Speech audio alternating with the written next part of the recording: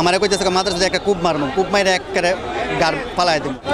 ভাই আমি দেখছি, আমি চা বানাইতেছি, পরে ওই ভাইয়াটা দৌড় দিয়ে দোকানে ঢুকছে, আর 5 জন ব্যক্তি রান্দাও চাপাতি আর ওই চুরি নিয়ে মানে ওইখানে 2-3টা কূপ দিছে। কূপ দেওয়ার পরে যে আমি বলছি এই ভাই আস্তে আস্তে ভাই মাফ করে দেন, যারা হয়েছে না হয়েছে পারেন করতে মাথার চোদ আমার কইতেছে মাদ্রাসাতে একটা কূপ মারবো, কূপ মাইরে একেবারে গার পালাই দেবো।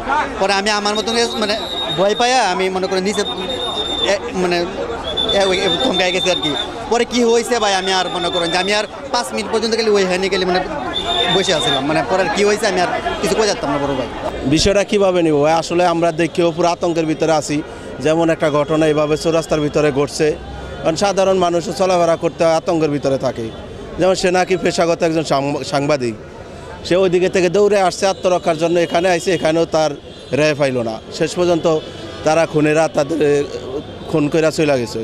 আসলে এরা তো সঠিক তদন্ত কইরা যারা এটার সাথে জড়িত ছিল তাদেরকে আইনের আওতায় আনাই আমি সবচেয়ে ভালো মনে করি।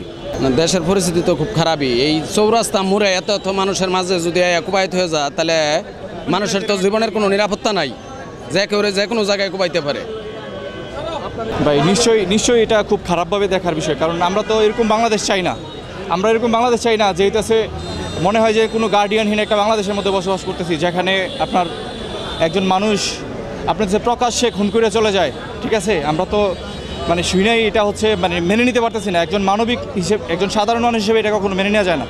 ঠিক আছে, মানুষ পশুরা কখনো পশুর মতো এরকম ধরনের কাজ করে না। এটা দেখে আমরা খুবই মর্মাহত। আসলে আমি তো যদিও পুরো ঘটনা দেখি নাই, কিন্তু চৌরাস্তার মতো এরকম একটা জায়গার ভিতর তাও অবশ্য প্রশাসনের ব্যর্থতা তো আছে। প্রশাসন অবশ্যই ব্যর্থতা, বড় ব্যর্থতা আছে। তাও জিনিসটা এমন না যে কয়েক সেকেন্ডে করছে, জিনিসটা মিনিমাম তো কয়েক মিনিট কোপানো লাগছে।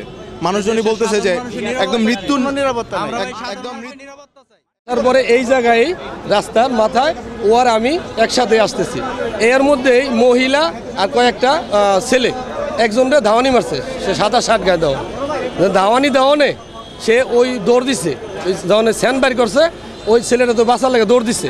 তখন ও আমার কাছেই, ও হঠাৎ করে পিছ দিয়ে দৌড় দিল, ও আমার মোবাইল বাইর করছে, বুঝতে পারছেন? তো মোবাইল বাইর করে তখন আমি ওরা খুঁজতেছি কই গেল, সব মানে আলজল লেগে গেছে গা, যে কী ব্যাপার ঘুমনে কী হইলো, কেরা ওই যে স্যান ধাওয়াইতেছে।